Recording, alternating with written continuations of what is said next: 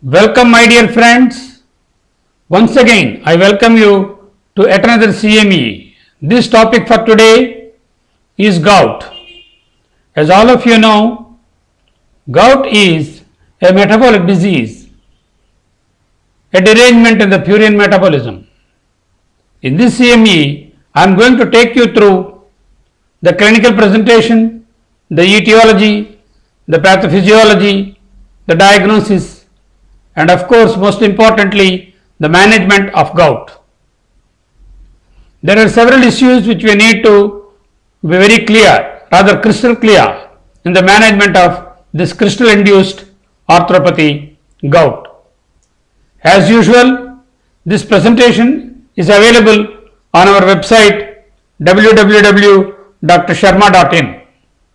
Also, I remind you that we have a YouTube channel, Dr. Sharma Ji YouTube, wherein you can see the videos of some of my CME presentations. I request you to take advantage of this website as well as the YouTube.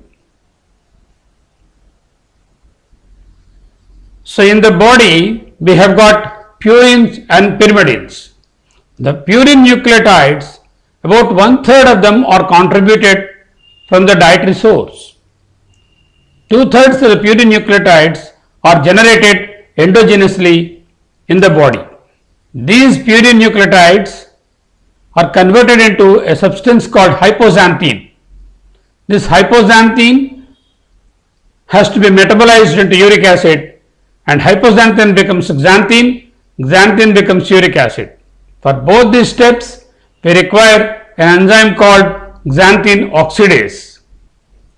This xanthine oxidase, also called XO, catalyzes the reaction of hypoxanthine to xanthine and xanthine to uric acid.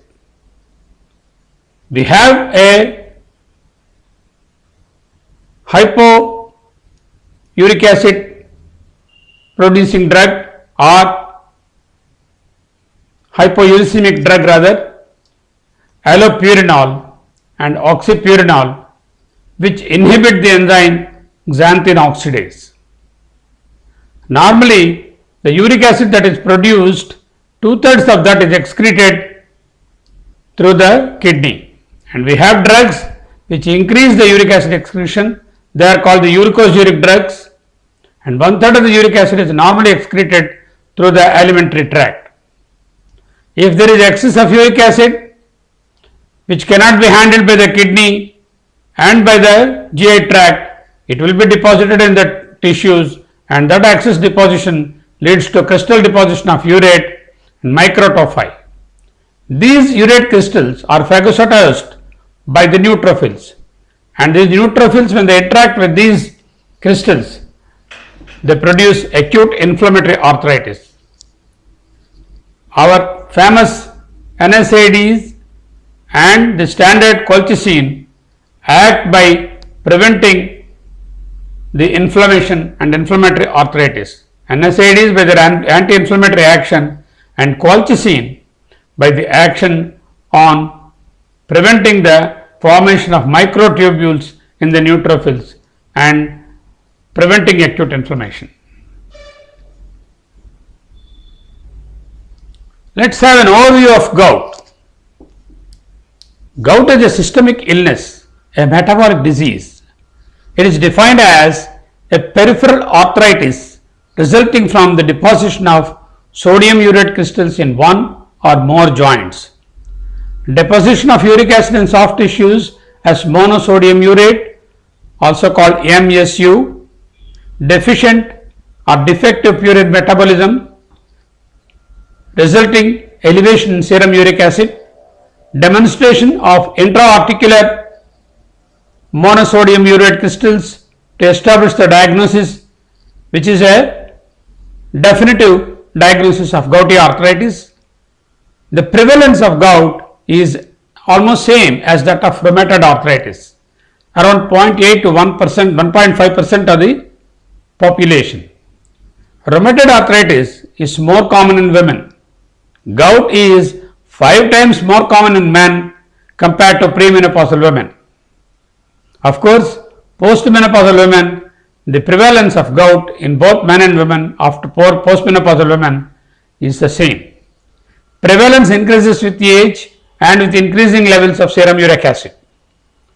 Strong familial predisposition occurs and 80% of the patients will have other family members suffering from the disease. Gout is not one single manifestation. There are varieties of manifestations which occur in the disease gout, and we call this as the spectrum of gout. Initially, it will be acute inflammatory mono or polyarthritis, usually a monoarthritis, or there may be asymptomatic hyperuricemia of more than 7 milligrams in the serum, or it could be tophaceous urate crystal deposition in the synovium and in the periarticular structures and in the subcutaneous structures, in the tendons and in the ligaments, or it could be interstitial renal urate deposition with consequent urolithiasis and urate nephropathy.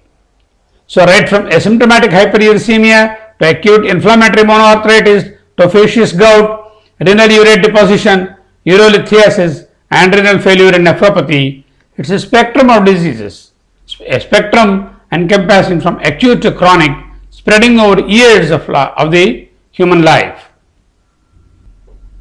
The pathophysiology of gout is the urate or uric acid saturates at a plasma concentration of around 7 milligrams per deciliter. Assuming the pH of the plasma, the temperature and the sodium levels are within normal limits, 7 milligrams is the upper limit at which the urate is in solution. Beyond 7 milligrams, it reaches the saturation point and then the urate starts precipitating in the soft tissues, the synovium, the periarticular structures. Monosodium urate MSU deposits in less vascular tissues like cartilage, tendons or ligaments occurs. There is a predilection for peripheral joints and the peripheral tissues, particularly those of the lower limbs. Coming to the etiology of gout, we can classify gout into primary and secondary gout.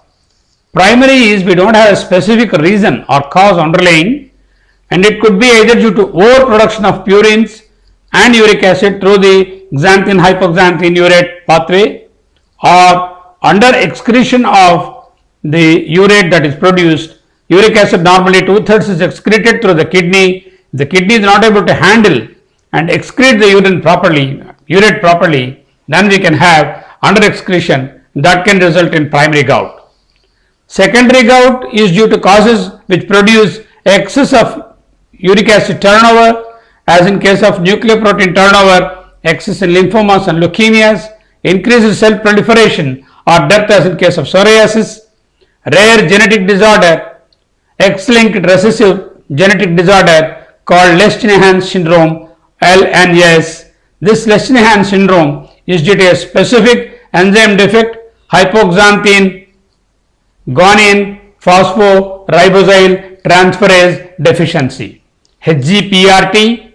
Certain drugs like thiazides, loop diuretics, pyrazinamide, cyclosporine can cause secondary gout due to excess production of uric acid. Ethanol abuse decreases uric acid production as well as it decreases uric acid excretion as well as increases uric acid production. Dehydration and fluid deprivation can lead to defective handling of the uric acid at the level of the kidney, and all these can produce secondary gout. There are some predisposing factors for gout to occur. Of course, heredity plays a very important role. Usage of certain drugs, as we have already seen, renal failure itself, hematological diseases like lymphomas, myeloproliferative disorders, trauma, excessive use of alcohol, particularly beer, psoriasis, poisonings, lead poisoning particularly, obesity, hypertension, organ transplantation, because in people with organ transplantation, we use diuretics. Diuretics are hyperuricemic in nature. We use certain drugs like cyclosporine, which are immunosuppressants, which again can cause hyperuricemia. Surgery These are the various predisposing causes for hyperuricemia and gout.